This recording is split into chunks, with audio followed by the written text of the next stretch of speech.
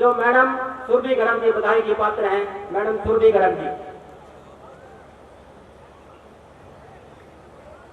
सभी यहाँ जितने भी बच्चे बैठे हैं, स्टूडेंट बैठे हैं, सभी अभिभावक, जितनी मैनेजमेंट टीम बैठी है, प्रेस के भाई बंधु बैठे हैं, जजेस हैं, अनिल भडाना जी हैं, संजीव शर्मा जी और सभी प्रिंसिपल मैम जो बैठे हैं, वो सर बैठे हैं यहाँ पर, और जितने भी यहाँ अभिभावक बैठे हैं उन सभी को हार्दिक बधाई देना चाहूँगी। बहुत बहुत शुभकामनाएं मेरी कि कैथल शहर को यहाँ आज चुना गया है। कुरुक्षेत्र के बाद कैथल शहर को जोनल यूथ फेस्टिवल के लिए चुना गया है। बहुत ही अच्छी बात है हमारे शहर के लिए और आप सभी को इसके लिए बधाई देना चाहूंगी। जाट शिक्षण संस्थान हमारा एक आपको परिचित कराना चाहूंगी कि आजादी से पूर्व जब शिक्षा केवल और केवल धनी वर्ग में सीमित रह गई थी, वहां सामान्य और गरीब वर्ग के लोग शिक्षा से दूर रह गए थे, उनका शोषण किया जाता था, सामान्य जनता और उनके अधिकारों से उन्हें वंचित रखा जाता था।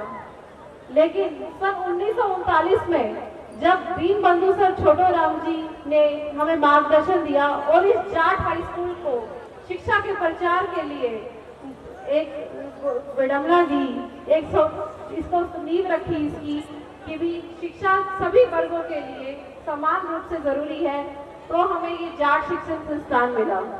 गरीब पिछड़े लोगों को शिक्षित करने के अधिकारों में 1939 में जो एक समाज उन्होंने एक पौधा लगाया, ये जाट शिक्षण संस्थान उसी पौधे का एक वट वृक्ष है।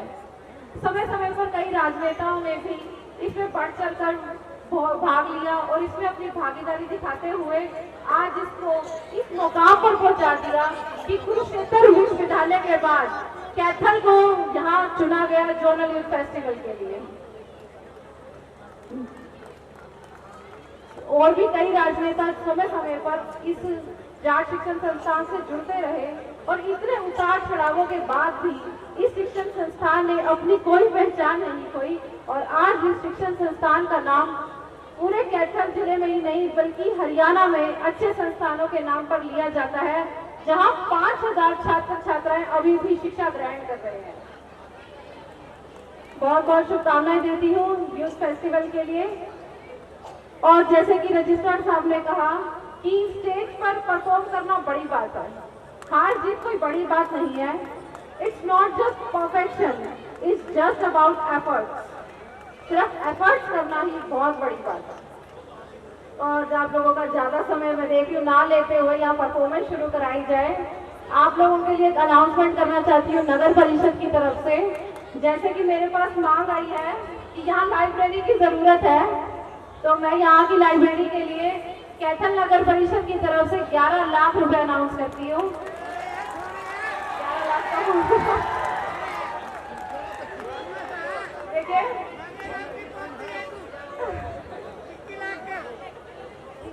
11 लाख शायद लाइब्रेरी के लिए बहुत है।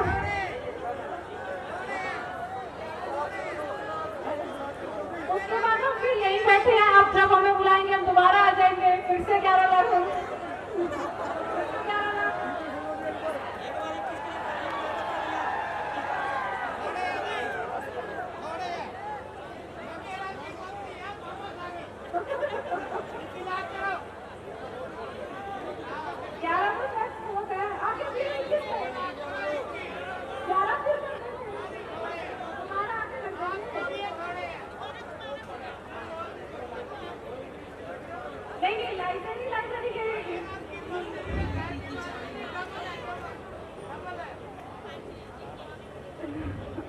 चलिए आप लोगों की मांग को देखते हुए 11 लाख की बजाय 21 लाख रुपए नगर परिषद की तरफ से लाइब्रेरी बनाने के लिए।